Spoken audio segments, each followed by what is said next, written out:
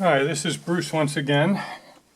It's actually been a couple of years since I've uploaded any videos to the YouTube channel. And that's because in the interim, my wife and I moved from northern New Jersey out to Michigan, where one of our sons lives. And so I took down my Jersey Highlands Railroad and spent the time to make the move and then get the basement ready for a layout and get the modeling set up, so it's been quite a while. One of the things that was started in New Jersey and then kind of lingered was this little pump house model that I'm working on, which will have brick walls. And the brick walls on this particular little structure have wooden subwalls, and then the brick walls are laser cut brick on wood, and there's adhesive backing, and then you will glue that onto the subwalls and so forth. As you can see in the interim, what's happened to these walls is they've warped a little bit, and for the process I'm going to use to paint them, that's no good. So I'm adhering them down to my work table using the same kind of mounting tape, double-sided mounting tape, that I talked about in my video for how to paint little people. It's not too aggressive, but it will hold things down. So here I have two strips down on the paper, and I'm going to take the backing off of that, and I would adhere that wall down onto the paper, which will hold it flat while I'm doing my painting. One of the things that you worry about with especially HO scale and N scale brick, whether it's laser cut wood or whether it's a plastic wall that you're working with, is that if you use a paintbrush and paint your brick color on, there's a good chance you're going to fill up the mortar lines, and the bricks will lose their individuality. So what you want to do is paint the top of the bricks without getting paint into the mortar lines. You can debate for a long time with people whether it's worth coloring the mortar lines a different color or not. What I've done is simply sprayed these wood walls, which had started out the same color wood as this, with a gray primer, a very light coat, and that gray went into the mortar lines. And if I do my job and only color the top of the bricks, that gray will serve as the mortar itself. Another good reason not to use a paintbrush. Show you in a minute the device that I use, but let's talk about brick colors. I use craft paints for coloring walls like this for brick, and there's a lot of good brick colors here. This one here is an Americana paint, and it's Georgia clay, which is a good brick color. This one here is Ceramcoat, and another one of the Delta makes it, and this one is red iron oxide, another good brick color.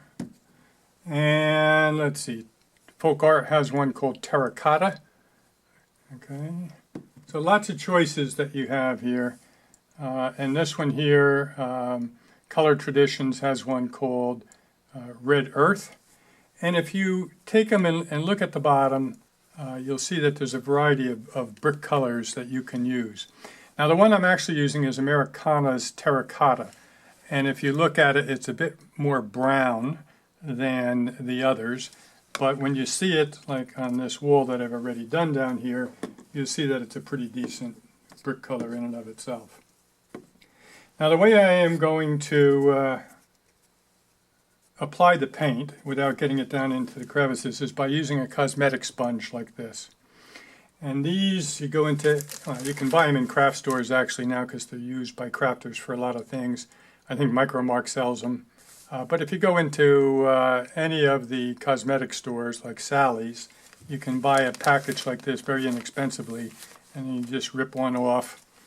And you're going to hold it this way by the extension, the long narrow part, and you're going to apply paint to this little flat surface.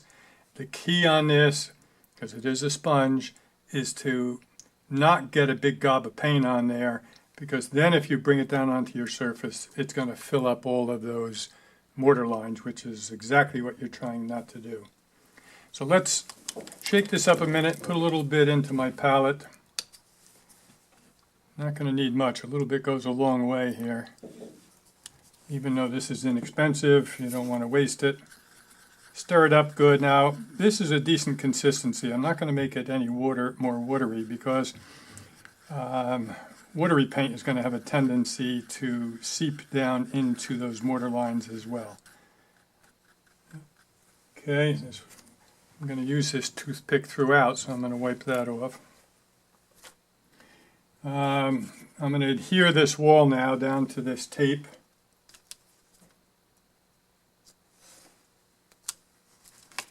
To hold it flat so that it doesn't curve up around the sponge. And I am going to take the sponge, and the first time, to get it somewhat covered with paint, I'm going to dip it in here, but it's going to get way too much paint on there. And so I'm going to take my toothpick, and I'm going to take a good amount of that paint off, put it back in the palette, spread it around so it's covering that whole surface, or as much of it as I can. I'll add more in successive dippings here. And then, before I do anything else and get it anywhere near my walls, I am going to tap it down on this paper towel and get the vast majority of it off.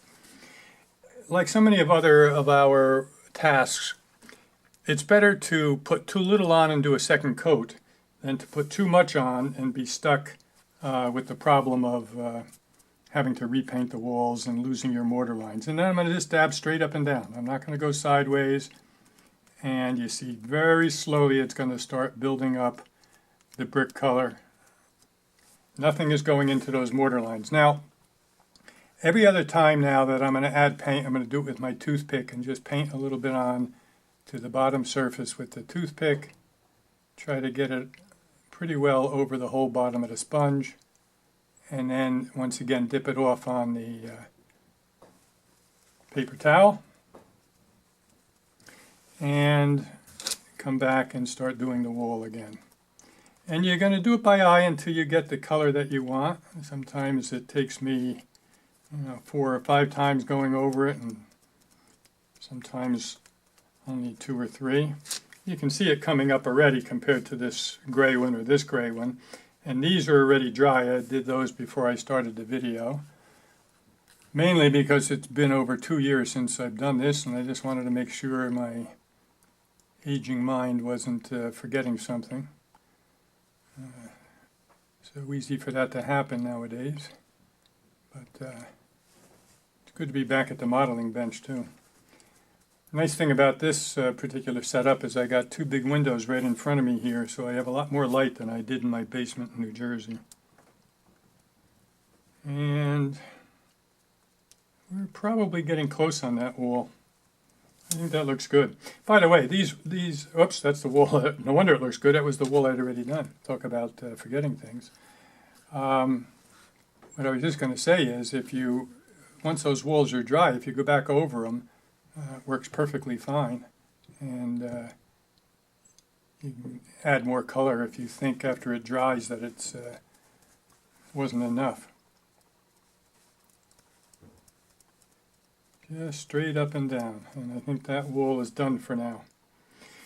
And so I am going to continue, and I am not going to go back over this and add anything else on the mortar lines.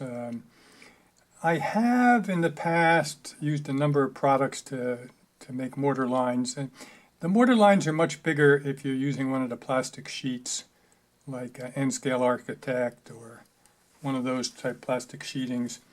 The mortar lines are much bigger. And there, sometimes I've used a product called Robert's Brick Mortar.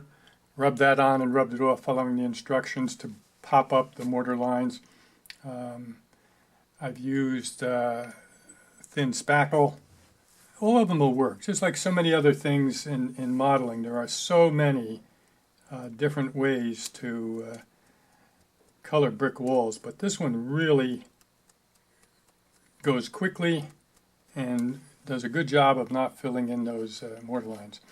And like so many other things, none of this is original with me. Look, there's probably a dozen good ways of painting the bricks on your walls.